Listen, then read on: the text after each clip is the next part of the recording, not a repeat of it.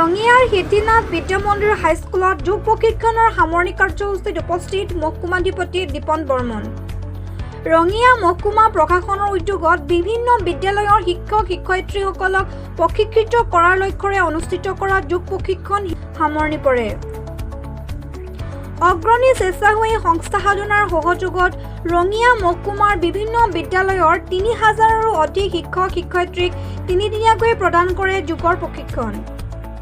এই দৃশ্য ৰঙিয়াৰ হিতিনাথ বিদ্যা মন্দিৰ হাইস্কুলৰ সামৰণিৰ কাৰ্যসূচীত উপস্থিত থাকে মহকুমাধিপতি দীপন বৰ্মন। ৰঙিয়াৰ বস্তি হাস্পতালৰ পৰিচালন সঞ্চালক ডক্টৰ হিতেন্দ্ৰ কলিতা প্ৰমুখ্যে আন কেইবাগৰাকী বিশিষ্ট ব্যক্তিৰ উপস্থিতিত কাৰ্যসূচীৰ সামৰণি অনুষ্ঠানখনত মহকুমাধিপতিগৰাকীয়ে যোগ প্ৰশিক্ষণৰ ওপৰত আলোকপাত কৰে।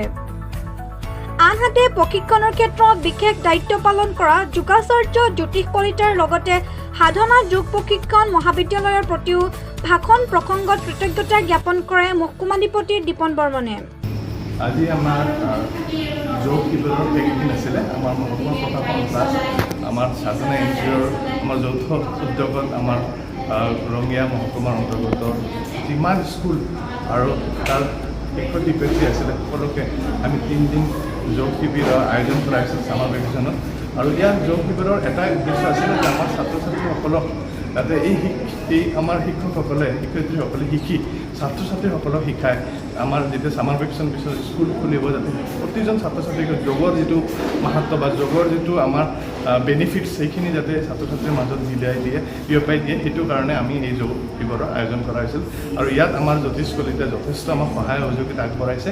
তেখেতৰ পূৰা টীমটোৱে যথেষ্ট আগবঢ়াইছে। তো তেখেতলৈ মোৰ ধন্যবাদ থাকিল। আৰু সমূহ শিক্ষক শিক্ষয়িত্ৰী সমাজলৈ মোৰ ধন্যবাদ থাকিল। তেখেতৰ বন্ধতো আমাক যদি সহায় সহযোগিতা কৰিলে বা ওলাই আহি ৰাতিপুৱা এই ট্ৰেইনিং ভাগ ল'লে তাৰ কাৰণে মই সকলো শিক্ষক শিক্ষয়িত্ৰীসকলক ধন্যবাদ জ্ঞাপন কৰিছোঁ। চিভিল ৰঙিয়া তেখেতৰ তত্ত্বাৱধানত আমাৰ স্কুলৰ যিখিনি শিক্ষক শিক্ষয়িত্ৰী আছে এই শিক্ষক শিক্ষয়িত্ৰীখিনিক যোগ শিক্ষা দিবৰ কাৰণে যিটো প্ৰচেষ্টা লৈছে আৰু এই প্ৰচেষ্টাটো খুব শলাগিবলগীয়া প্ৰচেষ্টা। আৰু এই শিক্ষক শিক্ষয়িত্ৰীখিনিৰ যোগেদি আমাৰ ছাত্ৰ ছাত্ৰীখিনিৰ মাজলৈ লৈ যোৱাৰ যিটো প্ৰচেষ্টা এইটো নিশ্চয় শলাগিবলগীয়া এটা প্ৰচেষ্টা।